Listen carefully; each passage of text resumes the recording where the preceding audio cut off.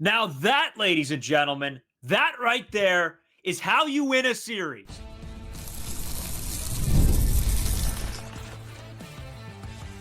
You are Locked On Blue Jays, your daily Toronto Blue Jays podcast. Part of the Locked On Podcast Network, your team every day.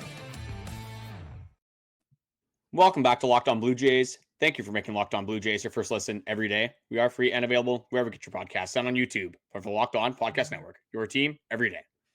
I'm Braden Iwasco. He's Carter First. You can find us on Twitter, Braden5 Iwasco, Carter First too, as well on our main Twitter account at Locked On Jays as well. You can find us on Instagram and TikTok at Locked On Blue Jays. And if you're new here to YouTube, make sure you guys hit that subscribe button. It really does help us out, keeps us top of your page. And you guys get your shorts, your live streams, your podcasts, your videos, the whole ordeal. So yeah, even if you're listening anywhere else, make sure you go over to the YouTube page. I don't know. Where do you want to start? That is a series win if I've ever seen one.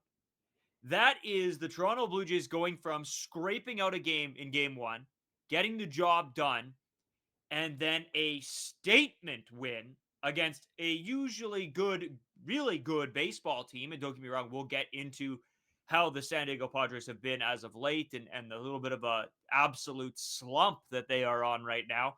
For those of you who don't know, the San Diego Padres have not scored a run in 26 innings.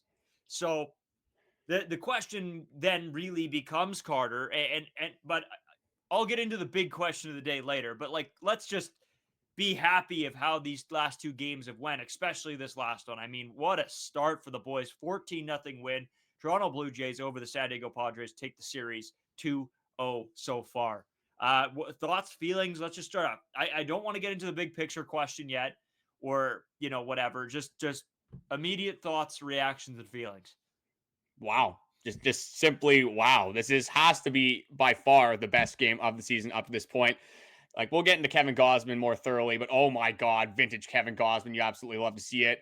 Very big, especially with no off days really in the upcoming future. You have the next off day on June 2nd. So Kevin Gausman eating innings, allowing your bullpen to get some rest. And then obviously the offense putting up, 14 runs, 2 touchdowns, and 2 extra points. That is definitely going to play as well. I thought they might send out Kevin Gausman for the 8th inning, but when that inning takes 14 hours with 14 runs to finish, at that point, you throw Jose Urania. You could have threw Ernie Clement to that point. You're probably still okay. San Diego Padres end up throwing a position player. That's always going to be a good thing for your baseball team. Just an unbelievable game offensively. Unbelievable game, mostly just from Kevin Gausman. We'll throw the entire pitching staff in there. And yeah, just not much could have went better against a scuffling Padres team. And you got to take advantage of the teams that, again, once you play them, no matter how good or bad they are, if they're not playing their best round of baseball, which obviously the San Diego Padres are not playing the best round of baseball. It's hard to win baseball games when you haven't scored a run in 26 innings. But very nice to take advantage of a scuffling team, the San Diego Padres. Yeah, and this is something we've talked about over the past couple of years, Carter. I mean, even before we had the podcast, was that sometimes it felt like the Blue Jays would get a team that is maybe in a rut, but then they would get them out of that rut. They would be the team that's like, here's a win, here's hits, get back on your winning ways. Now this year we're starting to see this team, instead of giving games back, take advantage of situations like that. I mean, we saw it with the Mariners a couple times where, hey, maybe take a couple games on them. The Padres especially. I mean, even at the time, the Boston Red Sox, this team is having success. It's just not sustained success. Now, this was an absolutely phenomenal game to watch. Daulton Varsho hitting that grand slam was awesome. And there's going to be a lot we want to actually get into game specific wise, because Manny Machado was an absolute bomb at third base, apparently. And we'll talk about that. As a person that's played a lot of infield, Carter, me and you specifically, it is frustrating to watch and to be a pitcher out on the mound. Me and you personally have both been in situations where we've been pitching and your infield can't make a play, or you're the infielder who knows that you're going to take your pitcher right out of that game by making those errors. So we'll talk about Manny Machado and all of that. But just this offense, dude, I mean, this is a game where, everybody got rolling. Besides Kirk, I guess, but everybody else got rolling, and that's what you really wanted to see. And even Kirk, 2 walks today. That does the job. And I don't know the last time we've seen a game where the entire offense has been contributing. Even Clase, who came off the bench. Sorry, I'm a little sick here. But even coming off the bench, he gets a hit and score and drives in 2 RBI. This is literally a game where everybody brought their A stuff, and that was great to see. Well, and this is a game that I said the Toronto Blue Jays are going to have to take advantage of. Randy Vasquez probably being the worst pitcher. Again, that's debatable, but I think the worst pitcher in this series. And they don't really even get to Randy Vasquez. Yes, they get 2 runs off from Nathan Lucas, who I will go into. What a game from this guy. What a stretch from this guy. But they don't get to Randy Vasquez. They don't get to the starting pitching. They get to the bullpen, and they get to the bullpen very heavily, obviously with a little bit of help from the San Diego Padres, obviously. But yeah, you see everyone on this offense hitting. I think the only bad thing, which again, I think I'm going to leave until later on for this podcast, is Anthony Santander does get a hit in this game. It does leave with left hip inflammation when Jonathan Clase comes in that spot. Obviously, doesn't really matter where the game's at, but obviously in the big picture, you want Anthony Santander to be playing on this baseball team. You did see again a couple nice swings again today. Almost had another home run, so that is something that I do want to get into. But yeah, just focusing on this offense. It's in the later innings in this game. And again, when you have this offense score 2 runs, there was 4-0. This team typically would just end it there. You get 4 runs, which was, again, I was going to be okay with in that scenario. I'm not going to lie. But then you get 7 runs, and then you get another 8th run, and then Daulton Varsho hits a grand slam, and then the game is completely out of reach, and then Tyler Wade comes into the baseball game. And that guy is not a pitcher. If you guys didn't know, he is a position player. So that is always going to bode well for your baseball team. This is easily the most fun I've had watching the Toronto Blue Jays in a very long time. The only thing that for me comes even close to this whatsoever is that 3rd game against the Seattle Mariners where they swept that series as well. Yeah, hopefully this is the momentum that they need to gain, taking advantage of, again, a San Diego Padres team that just cannot seem to hit a baseball whatsoever. And hopefully they can sweep the series. But that kind of leads me into the question that I wanted to ask you. When we're looking at the Seattle, I keep saying Seattle now all of a sudden, San Diego Padres, that is the team that the Toronto Blue Jays did beat up on. I guess they did beat up on the Seattle Mariners the game before that. How much of this is the Toronto Blue Jays just playing good baseball and having good pitching and having a good offense? Or is this a little bit of the San Diego Padres kind of scuffling again? And you look at this offense, over 32 in the last 5 games with runners in scoring position. That is the San Diego Padres. When you don't score around 26 innings, again, obviously they're getting helped up a little bit here, but how much stock are you putting into the Toronto Blue Jays kind of having a bounce back, just playing very good baseball, or is more of the Padres just playing one of the worst brands of baseball that we've seen in a very long time? Yeah, and this is something I sort of wanted to leave out for a little while and just go on the, hey, this is great, this is a great feeling, this is a great win, but a question that definitely needed to be asked. Because as much as I want to say that this Toronto Blue Jays team is just built different, and that was a great win against a great baseball team, this does not look like the San Diego Padres that we've seen the rest of the season. They look horrendous right now, and their offense was completely useless. Luis Arraez, I mean, I got to give a hat tip to that guy. He is disgusting. The guy has struck out 3 times in like 160 plate appearances. So hat tips to Luis Arraez. He tried to do everything for that team today, last night, and just couldn't get anything done. Obviously, no help around him. Manny Machado, I think, had 2 hits as well. But overall, I mean, really, the rest of the team did absolutely nothing. So, how much do I put on the Toronto Blue Jays? How much do I put on the San Diego Padres just being bad right now? I think this is a great win for a team that needed something like this. The Toronto Blue Jays needed something like this to happen, where you catch a team at a slump and you're able to take advantage. So I applaud them in the ability to take advantage in a big situation when it's needed, when it's available. When a win is handed to you on a silver platter, you have to go out and still be able to grab it. And I give them props for being able to go out there and grab the platter. In the same breath, the San Diego Padres have been just horrendous. This offense has been terrible. The pitching staff, I don't really think has been that bad. I mean, this was a bad game, obviously, but again, we have had conversations where when your pitchers go out there and your offense gives you no help whatsoever, it's tough to do anything with that. So, I mean, even if this would have been a 4-0 game for the Toronto Blue Jays, I can't really put this on the pitching staff really a whole lot, because I think by that point you're sort of, this game might be over. Don't get me wrong, there's a blow up from Estrada, but also just the infielding was terrible. So I don't really know. I don't even really blame it a whole lot on the pitching staff of the San Diego Padres. I think it's just the fact that this team hasn't scored any runs. And so it's a little bit of both, I guess. I think that you caught a team in that probably what's going to be considered their worst slump of the season at the end of this year. And then you're also starting to heat up. The Blue Jays are starting to hit home runs, which makes a difference. They're starting to get extra base hits. So you're catching the Blue Jays on an upswing, and you're catching the Padres probably at their lowest point of the year. So you got to give your hat tips to the Blue Jays for taking advantage, but you also can't be blind to the fact that you are catching a team, like I said, at the worst part of their season. Yeah, like you kind of said, in other years, this would be a series where the San Diego Padres figure every single thing out. Their offense hits 7 home runs in that first game. But I'm going to go into some positives and go into some negatives. When we talk about the San Diego Padres, eventually I will figure that out. Maybe we just got to play Seattle every single series. But the San Diego Padres, when they were playing Seattle, maybe that's why I'm mixing it up here.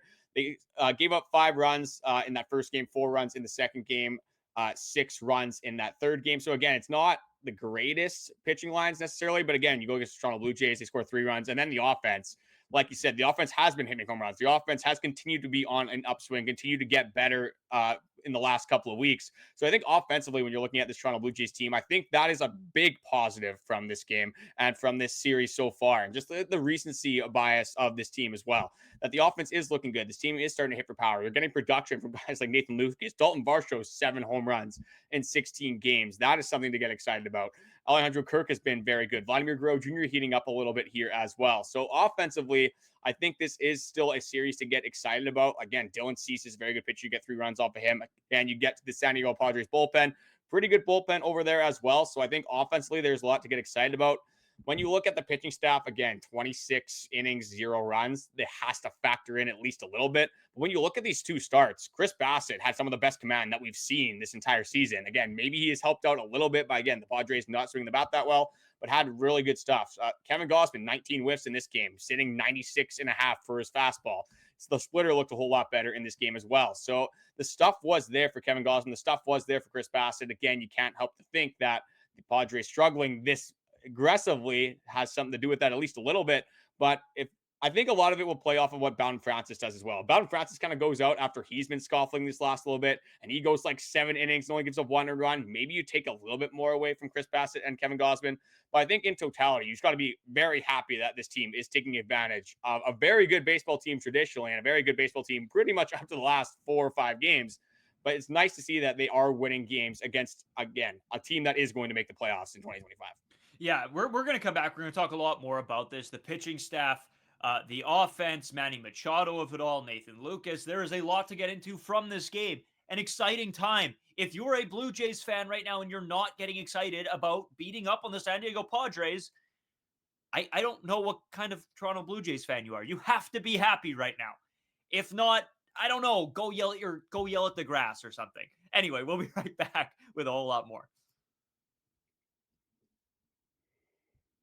Today's episode is sponsored by Supply House. Get the supplies you need from the site that's made for the skilled trades, supplyhouse.com. Whether you're in plumbing, HVAC, or electrical work, Supply House is the most reliable way to order products online. Their easy-to-use website is packed with helpful resources and the latest product info to help you get the job done right.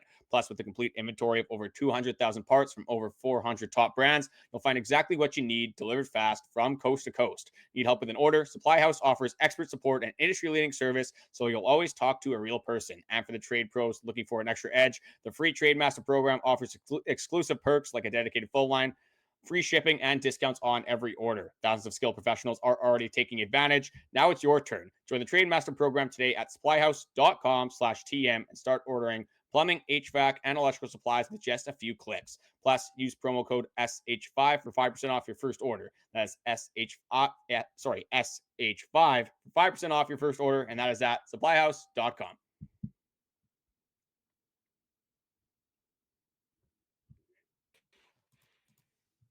Sorry, I threw you off there. I couldn't click the button in time. Anyway, this was a fun game. You could tell we're in a good mood. I think me and Carter both had fun watching this game. Sadly, it was one of the games that me and you haven't been able to watch together, with me being at work, working later. You got to watch it from home. I'm sure you had a nice little meal. You got to watch the Blue Jays beat up on the San Diego Padres. But it was a lot of fun. I know there's a lot of texts going back and forth in our Locked On Blue Jays group chat with me, you, Dallin Wilton, Skylar Peters, Tristan Marinowski. A couple messages sent to John J. John J. joining the podcast tomorrow, so you guys can look out for that. He should have some great insight as well. Maybe, he's down in Toronto, so he'll be able to tell us sort of what he's been hearing from fans, what he's been seeing around the city, and just the vibe he's getting too. So that's always an interesting take from him that we get to see. But Carter, I mean, I can't dance around the, I guess the devil right now in the details in Manny Machado for the San Diego Padres, because he sold this game completely for them. And don't get me wrong, the offense did nothing. So were they going to be able to even score 2 runs to get out of this game? I don't know. But when you allow that many runs in one inning, it sort of takes, not just the pitching, but the offense completely out of it as well. So I guess the one play I want to start with is the Bichette hit. Because that's where I sort of went, what is he doing? And then there was more that came after that, which we'll get into. The Bichette play. Does he misread this? Does he think it's going to go foul? I don't really know what he was looking. Manny Machado at third base is looking for here. This ball just gets by him. It was a pretty lackluster effort. And that's sort of the vibe I was getting from Manny Machado all day. Just a very lackadaisical response from him in the field. The play where Nathan Lucas drops down the bunt, he's blowing a bubble of gum mid-play. Like, this is stuff that, like, I'd get upset with Vlad last year, a couple years ago, where it's like just a little bit too lax, a little bit too, whatever, it's all good. This play by Manny Machado, I'm a San Diego Padres fan, and I see specifically the Nathan Lucas bunt, I am livid right now. I am on Twitter right now complaining about this, and I haven't actually checked Twitter, and maybe I should jump on there maybe while you're talking, Carter, and see if anybody's getting all up in arms. Well, there's a lot of plays you can go into. I mean, there was 4 plays realistically today that you could question Manny Machado on, and I know there's one that it's a little bit of a tougher play that he has sort of having to range back, but I mean, for the most part, it's just a lackadaisical effort that sort of, I don't want to say gifted the Toronto Blue Jays to win because they were all over them and the offense is bad, but it did feel like that. That was the momentum shift for me, was the lackadaisical effort by Manny Machado. Yeah, that Nathan Lucas play completely changed the complexion of the game, obviously. But I kind of want to backtrack to that Bichette play. I think both guys screwed up on this play because you have Manny Machado. Not sure what he's doing. Tries to like bare hand the ball on a chopper. Just, again, didn't look like he got a good read whatsoever. But then you have Bichette, who thinks the ball's foul, I think, at the start because he was not hustling whatsoever. Then puts his head down, kind of hustles to first base. But Manny Machado playing, again, horrendously, misses the ball. This should easily be a double for Bichette.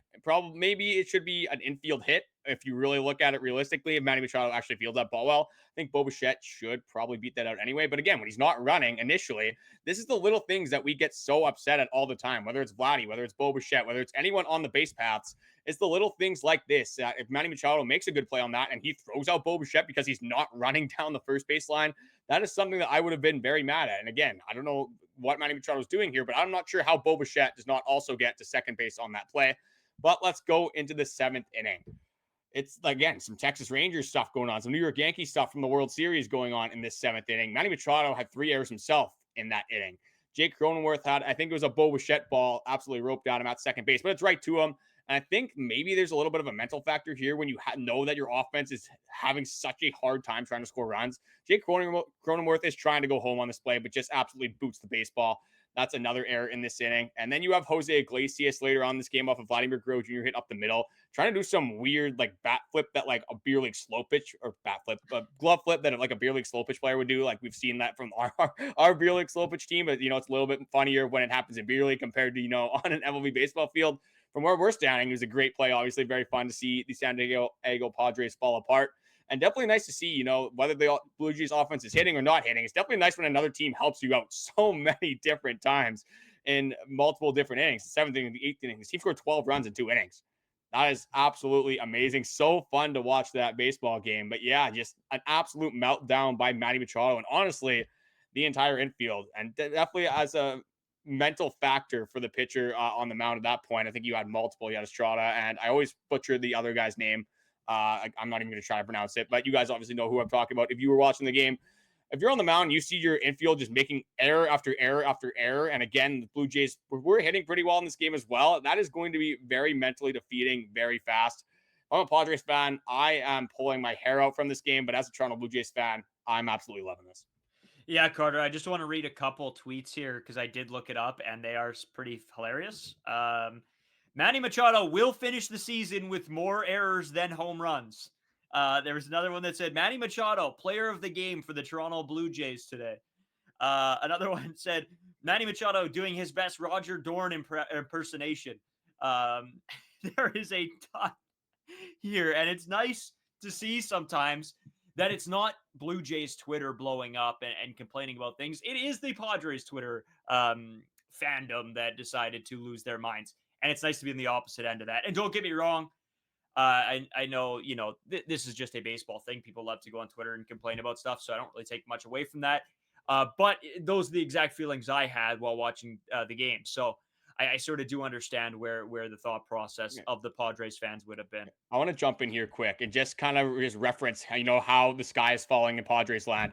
This just goes to show that every single baseball team in the league is going to go through a stretch like this, where you think, oh my God, this team is the worst thing I've ever seen. What is happening on the baseball field? Because if you look at the San Diego Padres roster, this is a very good roster that they do have, obviously.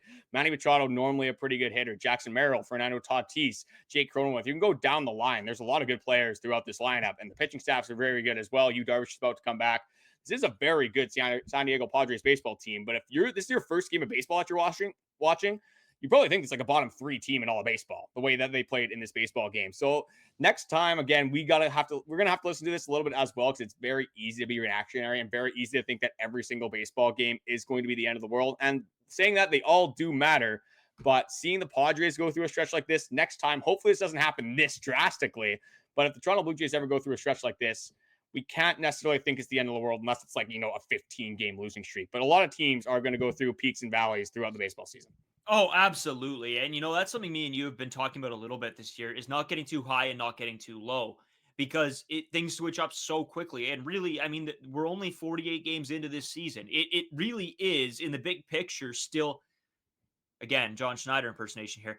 It really is still early. There is still a lot of baseball to play. And don't get me wrong, I'm not saying that all of these games aren't important. I want to make that very clear. But I think we have to temper expectations either way. Yeah, when a game happens and you're frustrated, you can be frustrated. You're 100% allowed to be frustrated. But don't go and, be going into your group chats and onto Twitter and say this team needs to burn in hell. No. And then when they're winning, you don't say that they're the best team in the MLB, because that's also not true. Again, we have a friend that likes to get pretty, I don't even want to say high and low. He likes to get pretty low on this team for the most part. Yeah, he was pretty quiet in the group chat when, the Jays scored 14 runs. It's pretty interesting, especially with the way things went today. Yeah, no, he's a great guy though. No disrespect. We love him, but he's just, he's one of those guys that just, he loves to hate. That's what we'll say on his favorite teams. So, no, it really is interesting. And that's the biggest thing I wanted to put out there for today is we are only 48 games into this season. There is a lot of baseball left to play. And hopefully, like we talked about before, this Blue Jays team is on an upswing. So now how much on an upswing can they stay for the majority of this season? And at some point, you're hoping that they're going to hit a valley at some point. It's just you hope it's not, when they hit that valley, it isn't to the depths of hell. It is just a minor lapse, and they can then get back on the winning path. So I don't know, Carter. At the end of the day, I am so happy about this game, particularly this series. You take a series against a great team in the San Diego Padres, but now you got to look forward, right? You have to look, okay, we've taken 2. We're back to being a 500 baseball team.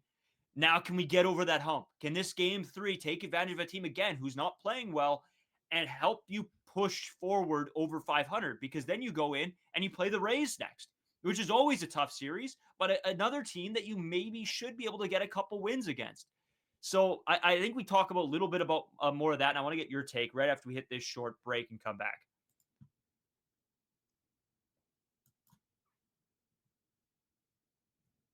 So, Carter, the point I just said is, This team is at 500. There is a game left against the Padres, who we are now seeing are struggling to hit the baseball right now. How important is it? And with the Rays series up and coming, how important is it for the Blue Jays now to go out and grab this? And a bounce back game from Bowden Francis. You need that, don't you?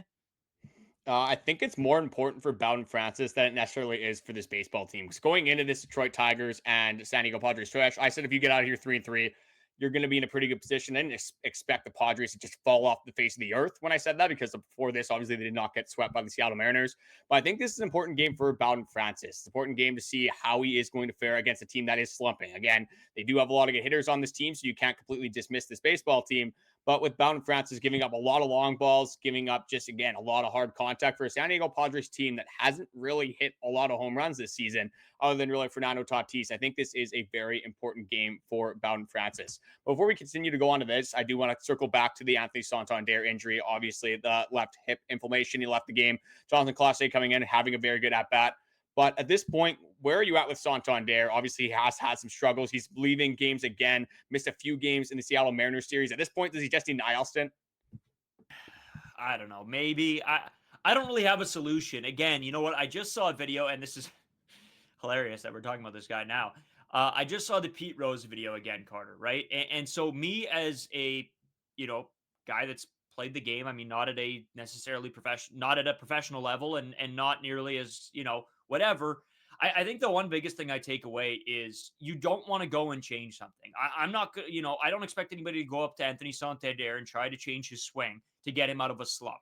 Because at the end of the day, that's the swing that got him to be Anthony Santander and got him a $92 million contract. So to me, it's for one, it's definitely a confidence thing. And maybe it is a little bit of an injury thing. Maybe he is feeling a little bit of discomfort. Maybe he does need a little bit of a stint, but I think the biggest thing for him is just getting through it. And maybe you're not going to get a 35 home run season from Anthony Santander, but I think it's more so a thing that I'm okay with sort of letting him work through it. He's just got to figure it out. And you got to sometimes just let players do that. And if he does need time off to get his head right and get it back in the game, then that's fair. Or if he does need to just stay in at bats and keep fighting and keep battling, then that's what you got to do. Again, this isn't a guy that you can necessarily take out of your lineup.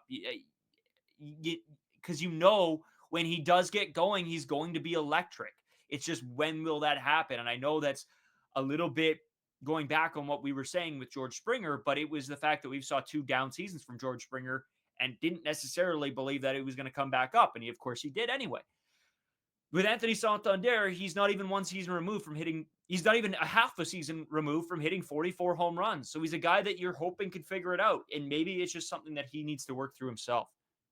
Well, and Buck did bring this up on the podcast. He said that there was a little bit of a mechanical thing going on from Anthony Santander, and Anthony Santander admitted this as well, obviously going through that slump, kind of looking back at some of the tape, trying to realize what was going on. He said that he has had to tweak some of his mechanics to kind of get through this, obviously, very bad stretch that he has been through. But at this point with Anthony Santander, if he is going to miss every other game anyway, clearly there is some nagging injury that he is having. Again, has been removed from multiple games, has missed multiple games in a row. At this point, if it is hindering you this much that you need to be removed from baseball games, I don't know if it's necessarily an IL stint, but you got to keep this guy out of the lineup for at least a few days. Again, at this point, we've already kind of seen this little trial and error thing where they've tried to keep him out for a few games. It hasn't actually worked. So I think at this point with, again, the rest of your offense hitting pretty well, it's not the worst time for Anthony Santander if he needs to go on the IL to go on that IL and have that IL stint.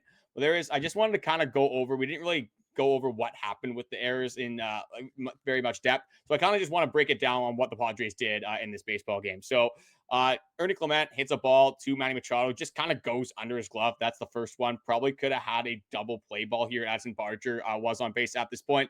Then the Nathan Lucas one happened immediately after. Bunts a ball on a 2-strike count, by the way. So that just shows John Schneider's faith in Nathan Lucas, just the confidence that Nathan Lucas is displaying right now. Gets a very good bunt down. Again, maybe he's the bubble glutton in his eyes. I'm not sure what was happening because, like you said, Manny Machado was blowing a bubble of gum when he was trying to field that baseball. Just completely muffs on it once again.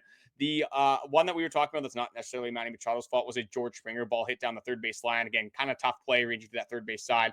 Ends up throwing it kind of up the right field line. Then you had one that didn't get brought up by us. George Springer probably should have got picked off. in this inning. Yeah. Luis Urias, pretty good play to get him on a back pick, but it's almost like he was tripping over his own feet. His feet were in the way of the tag, is unable to get that tag down. I already went over the Bichette one, hit to Jake Cronenworth, trying to throw home. Completely muffs that ball. Not a very good play. And then the Jose Iglesias one, again, on a ball up the middle by Vladimir Guerrero Jr. Tries to do this glove flip to second base, and obviously it does not work out very well for that. And the last thing that I did want to go over that I kind of talked to you about before this episode is Vladimir Guerrero Jr. Again, doesn't really matter in hindsight, but there's back-to-back plays where Vladdy has the opportunity to pick a baseball and is unfortunately not able to make the play. Bichette in the hole throws a ball to Vladimir Guerrero Jr., kind of handcuffs him a little bit, and then Addison Barger, very routine play. I'm not sure how Addison Barger does not make this play, so that's first and foremost. Like, your third baseman should be able to throw the ball to first base, especially when they are ranging to third base and they have all the time in the world. But I just want to know, do you think this is a problem for Vladimir Guerrero Jr.? Is he struggling at picking baseballs? Or again, is this one of those things that just happens to every single first baseman? You got to give him some leeway from time to time. I don't know. To be honest with you, I'm not sure. At some part of me thinks that, yeah, we've seen Vladimir Guerrero Jr. struggle with sometimes picking. And like I said, for me, it comes a little bit in the too quick to lunge is my take. And I've watched a bunch of the errors back that Vlad has made, or the inability to get balls. Sometimes it's too quick of a lunge. You know what? You wait for the ball to come and you react to how the ball comes to you. And sometimes he's lunging when it's a high throw, and he's down in almost a half lunge as this ball is going up. He could have the ability to make a catch higher if he would just stay up more in a upright position, but instead he's going for this lunge too early. And sometimes I feel like he's getting planted too early as a first baseman into that lunge. He's getting planted too early, and then it's almost he's having a tougher time to adjust to where this ball is going to bounce. Whereas if he would just take an extra half second and lunge as this ball is coming, he would be on a more direct line with where this bounce might occur. And maybe he won't have to go for a backhand scoop, but maybe a low glove pull instead. And that's been my takeaway from the whole Vladimir Guerrero Jr. experience at first base is it's literally one problem. It's a too quick to lunge at first base. And I fully believe that's the issue. Now, again, I'm not in the MLB. I shouldn't be telling an MLB player how to play first base.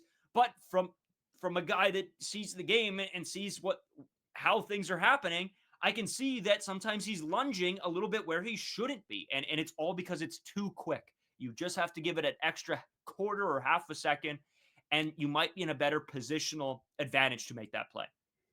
Yeah, I think you absolutely hit the nail on the head. I actually don't really have that much to add. It's just when the ball goes up that first base line kind of towards home plate, it just seems like he's always lunging towards second base.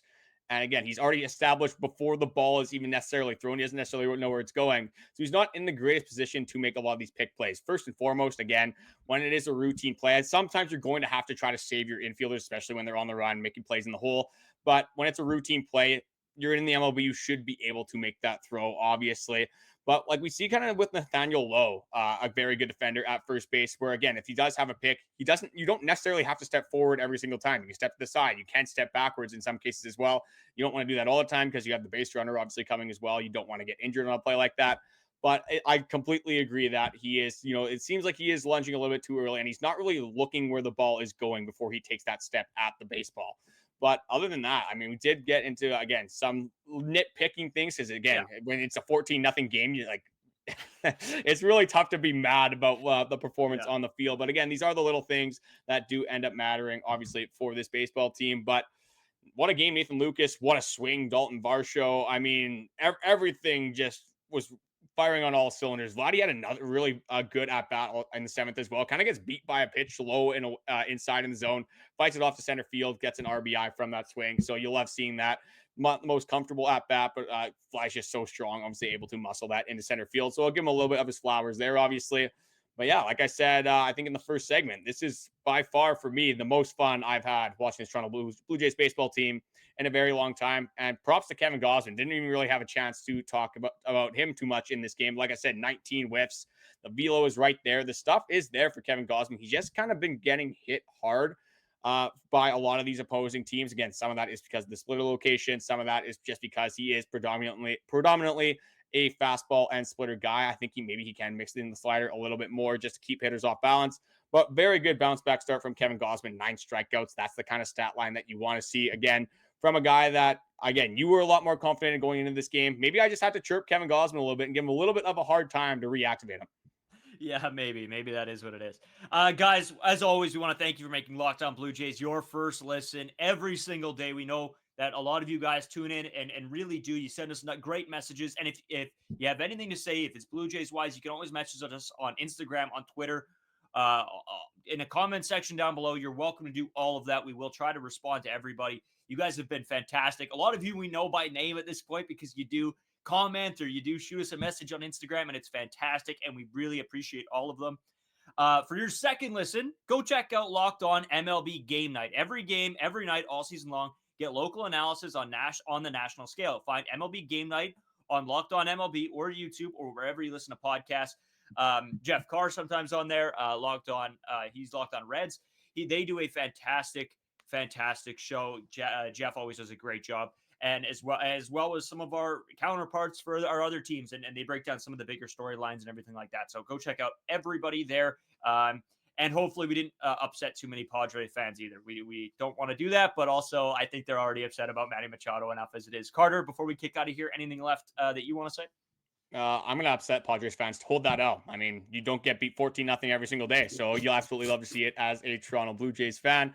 But kind of the last thing that I wanted to go into for this podcast is just, I don't know if the Toronto Blue Jays had like corks in their backs, or maybe they had like some sticky stuff on the ball, because I don't know what was happening this game. I would love to get accustomed to it, but just not something that you see every single day. And the war against 500 continues. That's a big thing with this team, is that they seem to get close to 500, but never over 500.